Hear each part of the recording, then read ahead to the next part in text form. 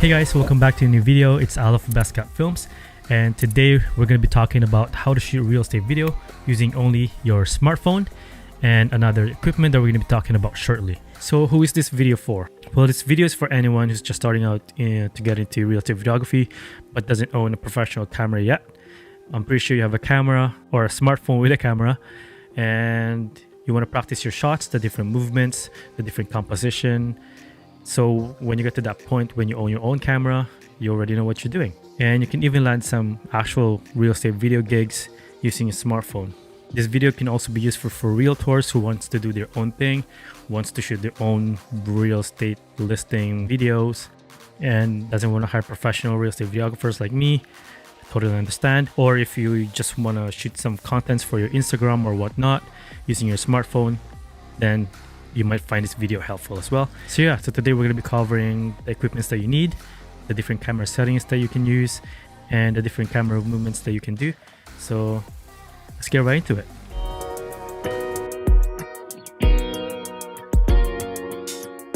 So let's start off with the gears.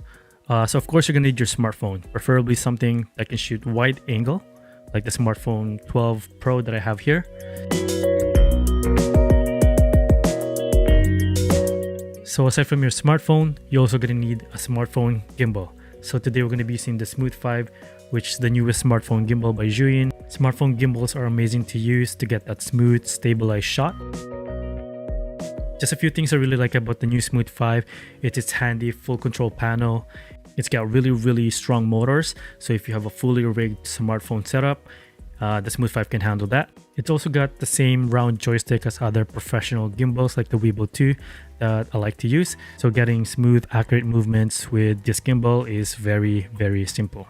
Another really cool feature of this new SMOOTH 5 is this tiny thing right here, which is a light. So it magnetizes either on top or at the bottom of the gimbal. So when you're shooting and you need that extra light, you can just attach that, push the button on the control panel, and you'll get this super bright fill light. You can also adjust its brightness using the control wheel here on the panel. It also comes with this different color gel, so if you want to add some tint on your shot, let's say you want it to look more red, pop that in, magnetize, easy to take off. Or if you want your shot to be more blue, pop that in, just like that. Very cool. Okay, now let's move on to phone camera settings.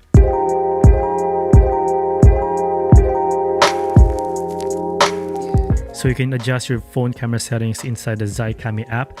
So what I like to do is shoot in 4K, 60 frames per second. So the reason why I like to shoot in 4K, 60 frames per second is so I can slow down the footage even more in post to get a much smoother shot. I also like to set my camera settings in full manual mode.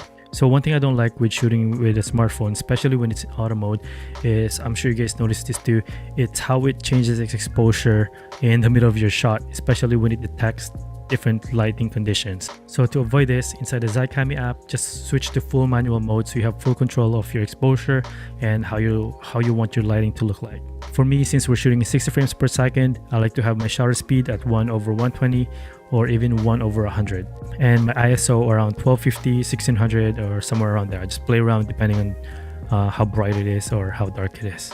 Okay, now we're ready to start filming.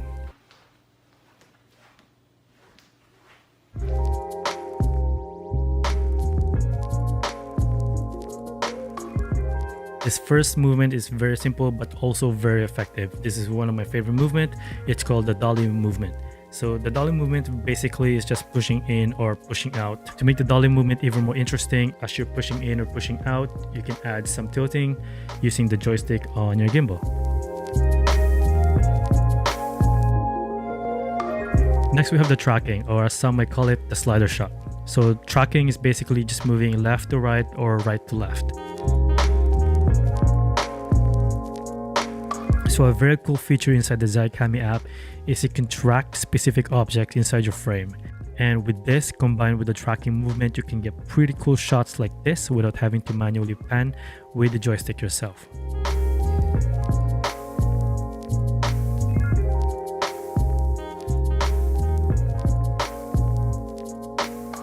And lastly, we have the crane shot. So when doing this move, same goes with tracking, you want to have a foreground in front of you. You can use the foreground to add to the scene and help highlight your subject even better. And that's the end of the video. Thank you guys for watching. I hope you find this helpful.